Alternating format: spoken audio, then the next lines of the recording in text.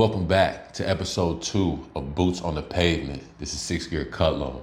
First off, before we get this episode started, I want to give a shout out to all the subscribers, the viewers, and the people that had commented on the last episode of Boots on the Pavement that we did with TaylorMade. I want to also give a shout out to all the staff and everybody up there at TaylorMade for making this possible with that first episode. Coming to this episode, it's a very special episode for me. This is a friend of mine, a mentor, somebody that just drops down a whole bunch of knowledge about riding motorcycles. He's giving me life advice, all kind of stuff.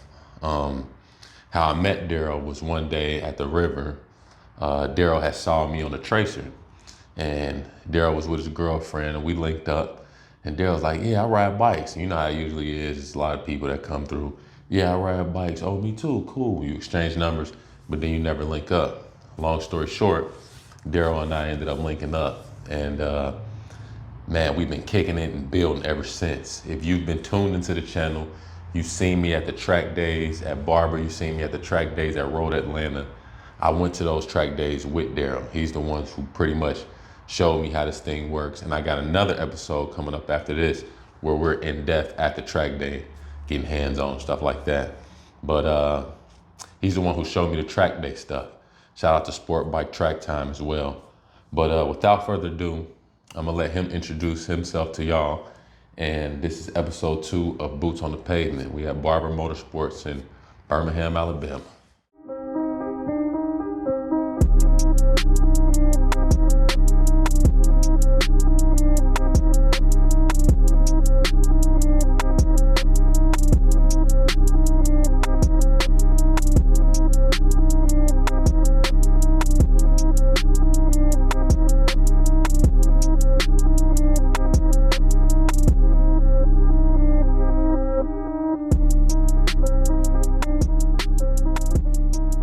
Boy, 6 Gear Cutlow. We're here live at Barber Motorsports Park here in Birmingham, Alabama. We're here for a track day. My man Darrell WInfield, what's going on? My man, glad you came out. So what's up, man? What we doing here, man? We got the M1000 RR.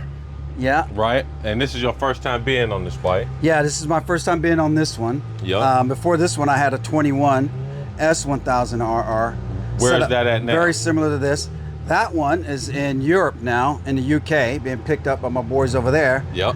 Because we'll probably get to this later. Yeah. But I got a big year planned where I'm going to be riding about 6 tracks across Europe, in Spain, Italy, Portugal, and the UK. Yep. And so I had to I shipped the bike over there because I want to ride my stuff over there. For sure. With those dudes. And so that's what that one is. So I picked this one up from a friend. And got it set up. She was fresh and got it set up, very similar to the other one. And this is a bike I'll ride here. And so you got a chance to run this bike today. First day out on her. What are your thoughts on it? I love it. I really do. I love it. I like the suspension. I got Öhlins on this one. I had K-Tech on the other one. Yep. Very similar, but I think I like the Öhlins feels maybe just a touch better. Don't want to piss off any K-Tech guys because I love that bike. Mm-hmm. Maybe just some settings I need to dial on the K-Tech to get it to feel this one. Sometimes when you first get a bike, the initial settings are a little better. Yeah. And I don't tend to veer very far from the settings that Mike and Thermos Man do on the bike. And but this is giving me a good feel for where I need to go with the K-Tech and maybe some adjustments I can make on that. So but it's a beautiful bike. This is the second time going with BMW. Yeah. Back to back. Back to back. But you've ridden other bikes on the track and on the street. You've ridden Yamahas. Yeah. You got Kawasaki. What made you want to stick with this brand? Because you basically got the same bike again. I did. What made you love this bike over all of the other ones? One of the big things you'll find with bikes is feel, like how my body fits the bike. Right. And dependent in that feeling can get imprinted on you early on when you're doing track days. Yep. And you know, when I started doing track days, the bikes were this size or bigger, right? They were the 900RR. That was my first track day weapon. Then I had a Gixxer 750, the S-Rad, you know. All those bikes were this size or slightly body-wise and fairing-wise bigger. And so when I took that big break and got off the Gixxer, and then my son started racing motocross, I didn't have time to ride and didn't have money to ride. But when I came back and went back to riding, I went to the R1. You know, I was a Valentino Rossi fan. I love the sound of that cross-plane engine. Yeah, ain't nothing like it. I gotta have that. I gotta have that juice. And funny story, I met another really good track buddy, Juan Trujillo, who you've met. Yep. Because I bought that bike from him. That's how I met him, in his garage, picking up that bike. Oh, that's crazy. And it was because he's a huge Yamaha guy. He's deep Yamaha. You need anything Yamaha at all. You want to go fast Yamaha, R1, R6.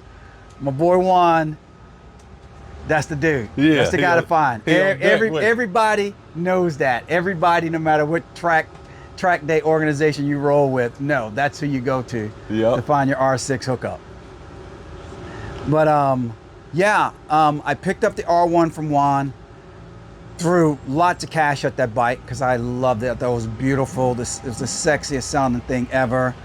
I had, you know, auto blippers on that thing, everything, man. I sit there, it would run its own warm-up cycle. I had the Translogic on it. It's just sitting there blipping itself. Wow, wow, wow. Yeah. It's like, damn. Hell yeah. Dudes would come around just to hear it do that, you know? Yeah. I had the race wheels on it. You know, I had everything on that bike. But I could never get my body to fit that bike right. Yeah. You know, I always felt like I was sitting, me personally, sitting on top of the bike. I couldn't get into the bike. I just always felt like I wanted to be more into the bike. And so when I went to Europe, oddly enough, the first time I went to Europe, I went 2.5 years ago, and I rented a bike so I could ride with a group over there. And we'll talk about those organizations maybe in another video all its own. And I rented a bike, and it was a Beamer. That was the bike I rode there.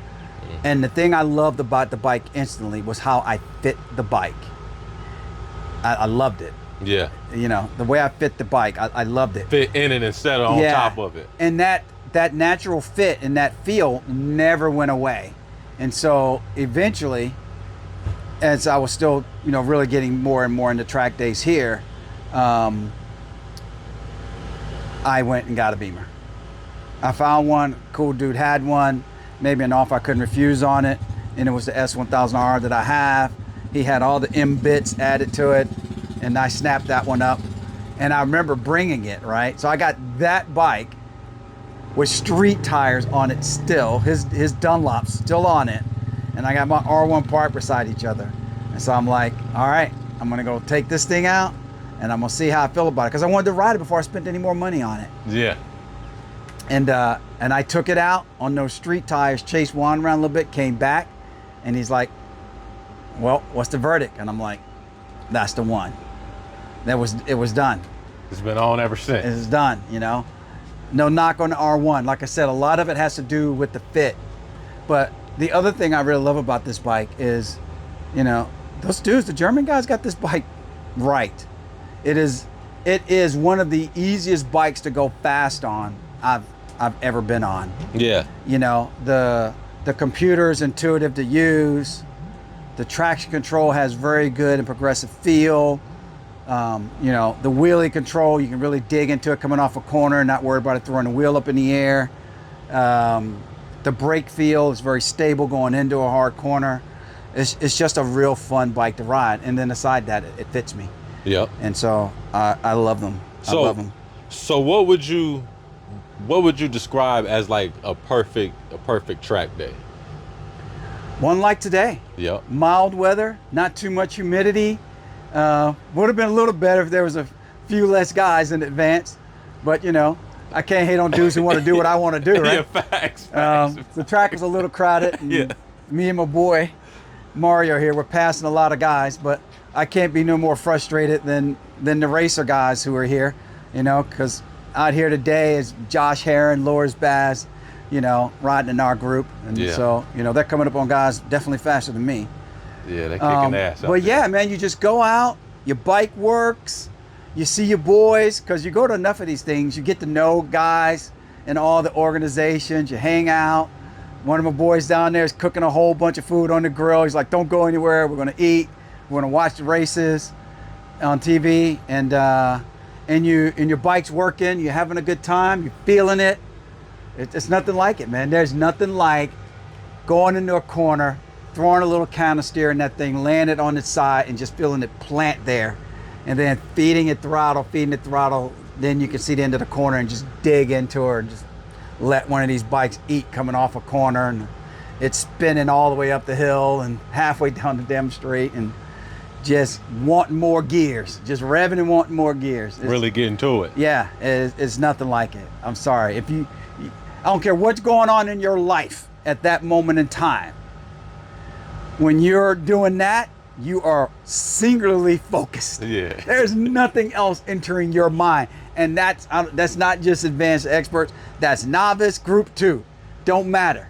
When you're giving it all you can give it, your mind is clear, baby. Yep. It is clear. There ain't nothing else in there. Hell yeah. There's nothing else in there.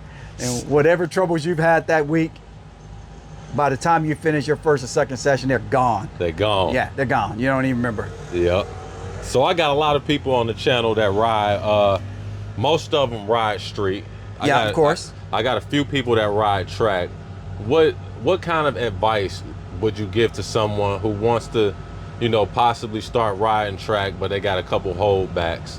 What kind of advice would you give them, and what kind of benefits would they get from a track day like this? It's all about skill. I mean, if you love the sport, right? And let me tell you, riding bikes is inherently dangerous, especially on the street and especially in the city. That's right. Because of all the cars and all the proximity to traffic. And I don't even like driving my truck down some Atlanta streets when I go visit my kids. Yeah. You know? Because they're so rough. So it's inherently dangerous. So obviously, if you're riding a bike, it's because you love bikes. You love it. Yeah. You love the scene. You love being on the bike. You love it. So if you love something, you should endeavor to consistently and constantly do it better. Just get a little better at it, a little better at it, a little better at it. And there's no training ground like the track. I've known guys that never rode on street. All they've ever ridden on is the track. That's where they learned. They got their first bike, barely knew how to shift gears, and they came to the track. And they don't have to be leader bikes. Yeah. You'll see there's guys out there on everything. On some of everything. I've seen guys on baggers. I've seen guys on big adventure bikes and novice. Whatever you want to ride better. People out there riding. Bring it with you. Go and do a track day. Yeah. Because then you can learn the grip levels of your tires. You can like, oh, these things do grip when I lean, and they do work even when I'm leaning and braking some. And you know, you get so much more skill, and you gain a confidence in the machine, in the tire grip level, in yourself. Yeah. And you just can't do that on the street. I mean, you can. Don't get me wrong. Yeah, but there's a lot of risk. But there's so much risk associated with it. Damage to equipment, damage to other people's equipment. Damage to your insurance, damage to your record. Yeah, I mean, that uncle I told you about that had bikes back in the day that I loved, one of his crew got killed on a bike. You know, and he did it because he took off from a traffic light, and there was a crest to the street, and there was a cross street up there. He knew it. He's very familiar with the road, but he was rolling so hard. When he crested that hill, that car was in the street, and that was that. That's all it takes. That was that. It's over. And I don't know, for me, riding a bike is about enjoyment. You know, enjoyment. If I'm on the road, it's enjoyment of the scenery and just enjoyment of being on a bike and being with my guys and cruising and going to the bike spots like TWO and just beautiful scenery. It's a different behavior. On this bike's about my skill level. Yeah. And performance and that speed junkie in me that goes, you know, all the way back to my Air Force days. You know, it's about a different thing. It's a different behavior that comes out. And these bikes, they just elicit that behavior. You want to feel the thrust. You want to feel it go. So what are the main things a person would need on their first track day? Like the main things Precious that they would little. need? Very, very little. To do the novice group, you need an entire suit. Doesn't have to be one piece. It can be a zip together 2-piece suit. Matter of fact, you can even ride that in advance in some groups. When I first came back and started riding again, all I had was a 2-piece leather suit. I wore that. And but you have to have a suit. You have to have motorcycle riding boots, and you got to have a helmet that is in good working condition, full face, no open face helmets, and gloves. And for the bike, they just want your chain properly adjusted and lubed, that you have, if you're running DOTs and not slicks, that you have enough tread left on the tire. The tire is usable, doesn't look dry rotted or something like that. But in novice group, they don't make you safety wire or anything. You don't have to take your mirrors off. They want you to tape your headlights, and they want you to tape your mirrors and tape your brake light, so some guy's not staring at your brake light going into a corner, right?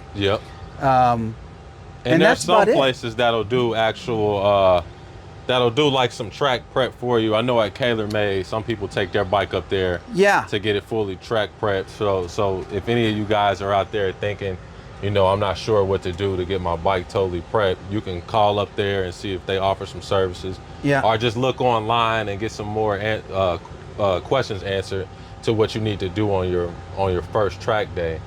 And one of the things that I noticed from being here at just this track day is I saw the guys in the novice group go out this morning, and I saw the guys in the novice group go out later today. And I'm saying that to anybody that wants to start on the track, some of these guys were moving slow as molasses on that first session. And now they're moving so much faster, so much more confidence, moving so much smoother in that group. So new guys, like you said, even if you haven't ridden a bike before, these track days, from my knowledge, from being with Darrell, is just seeing that it's not just a track day where you go out and just ride your bike. This is actually a school where you learn things from totally not riding a bike to, okay, you're advanced in the street, but you want to learn a little bit more about the bike. They got somebody here for you that can teach you that stuff. Exactly. And like I said, the guys, the instructors in each of the groups, they love to teach, and you can go right up to them and they'll have you follow them and say, let's do lead follow. Okay, I'm going to get behind you, and they'll go, okay, you know, your body position and this and that, and they will. That's how I learned, right? That's how I really learned to ride a bike. You know, I wasn't hanging off the bike on the canyons and stuff like that. But just that. Doing just like that, and then you're riding with guys in the same group that are a little quicker than you. They're giving you some tips and some pointers, and you know, and you just progress. You just progress. Next thing you know, you're out there ripping, getting with the guys and getting it in, and it's a lot of fun. And you know, and there's stories of incredible racers that's how they got into it. You know, Troy Bayliss, that's how he got into it. He was damn near grown, like 20 when he started track day in bikes. That's why he was so old by the time he got the World Superbike. It's because he just started so late. But, you know, talent and persistence and wanting it, you know, and next thing you know, he's the World Superbike champion. We in the game. So, but, you know, that does not have to be your aspiration. I have never raced, ever. I've been doing track days. I started doing track days in 1998. Just in case you guys are wondering, that's how old I am. I'm 60 years old this year. They're gonna be like, damn. They're gonna be like, for real? 60-year-olds this year. Out here My killing kids are grown people. Killing it. And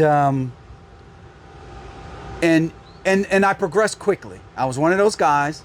I'd already been riding pretty quick in the canyons, and I progressed quickly. And the main way I progressed is I studied it. I used to read all the magazines. I got really into it. Keith Coe's Twist of the Wrist. I couldn't read enough. And on the track, I could practice it all. I could play with it all. And I could also learn to trust the grip level of the tires. And once you can learn to trust the grip level of the tires, speed comes a lot easier. Because that's the biggest hindrance a lot of time to going faster. It's just believing the bike won't slide out from under you. That's it. Most of the time, it's trying to have that belief. And but they won't. They won't. The Dunlop Q3s, I've ridden Q3s, and they grip. Now at my pace, I melt them down pretty quick, but the grip's tremendous on those tires. Yep. And I never raced. I was flying airplanes for a living. I couldn't deal with the injury or getting some major concussion and getting grounded. I needed every dollar of my flight pay. I had kids. Yeah, real talk. You know? Yeah. And I didn't want to end up, you know, racing is a different mentality about speed and about the guy that's next to you. Yeah. And, you know, and in racing, you know, it's pretty intense. It's rough. Guys want that trophy. They want that plaque. It's rugged. Their pride. Now their pride's involved. Yeah. You know, and so no, I was never seduced into racing, and I still haven't. But you know, obviously now I ride with a lot of ex-racers, like Mario used to race, and racers in my group, because you know the fastest group, you ride with who shows up. Yeah. Right. That's right. So if you know Moto America dudes show up, like I hear this weekend. Yeah. Jeff May's here, Kayla's here, Josh is here, Loris Bass is here. Real deal. Dylan, what's his name from Moto 2 is back here. Yep. You saw him. He's Dylan ripping Kelly, around. yeah. Dylan Kelly is here, and they're all in my group, right? Yeah. So I'm passing 50% of the guys in the group, and they're ripping past me. Yeah. Yeah, they move at the same time. And but you know, the cool thing about faster dudes is they're better than me. So I don't worry about the fact that they're passing me. It's on them to get around me. Yeah. I don't have to change my line. I don't have to do anything. They go right by, and depending on where we are in the track, I get to learn a little something, because now I can see their lean angle. I can see where they brake. I can see where they applied the gas. And I pick up a little bit, and I get a little quicker. It's crazy seeing that skill on the track. Yeah. So you about to go overseas and ride on the tracks over there. How can my people follow you? How can they see your journey? Because we're gonna have you on the channel a lot.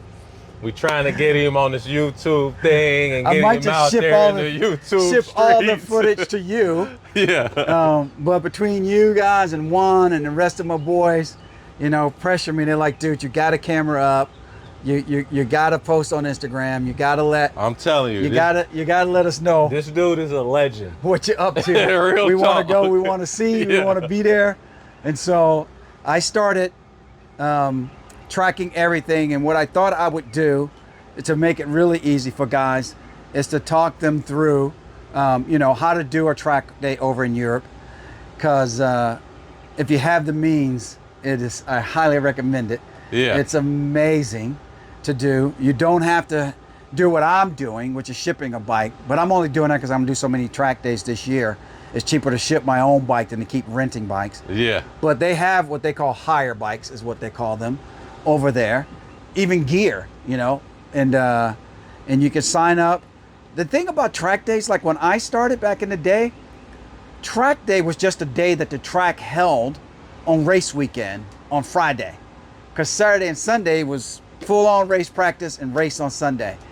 And so, you know, ever since I moved to the expert group or the advanced group, I've been racing with the racers, you know. Yeah.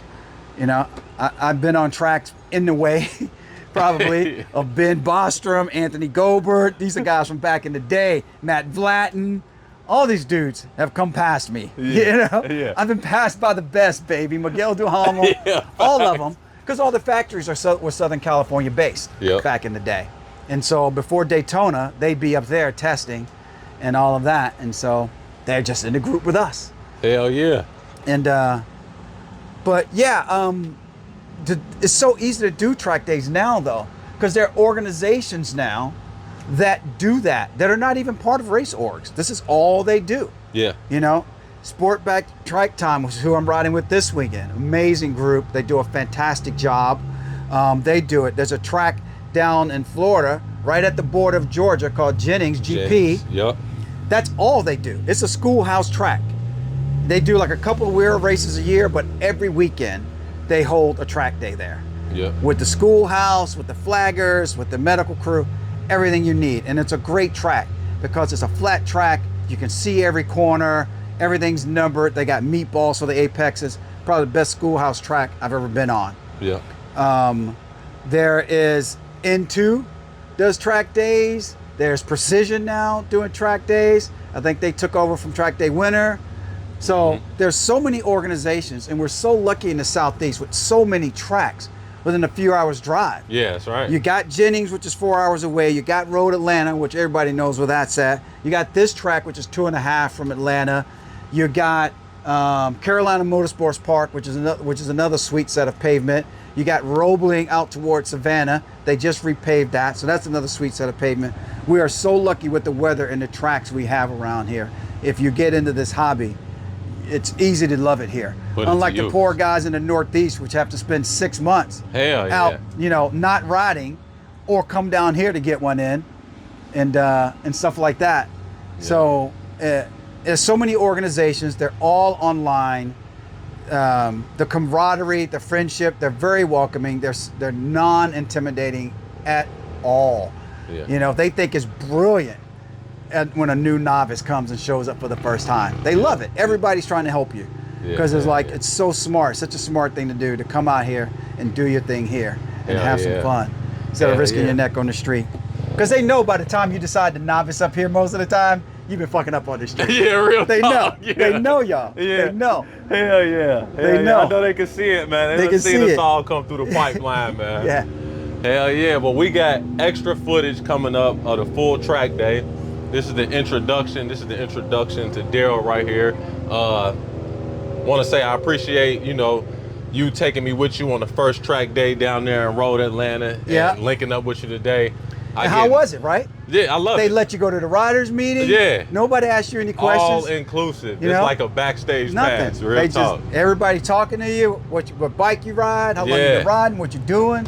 Man, I learned so when much you're coming out. coming here, and then when I get on my bike, like this is the crazy part about coming here, and I didn't even get on the track, but just coming here to these track days and watching these people, you gain a different respect of the hobby. You gain a different respect of the bike. And every time I hop on my bike after leaving the event like this, I keep it in mind that this isn't where you go crazy at. That's right. You do that, there's a place for that. There's a place for that. There's a place for that. Yeah. And that's the message that I want all of y'all to take from this, because this is what he constantly tells me, because I'm crossing that hill, right? That everybody goes through that process to where it's just straight up street.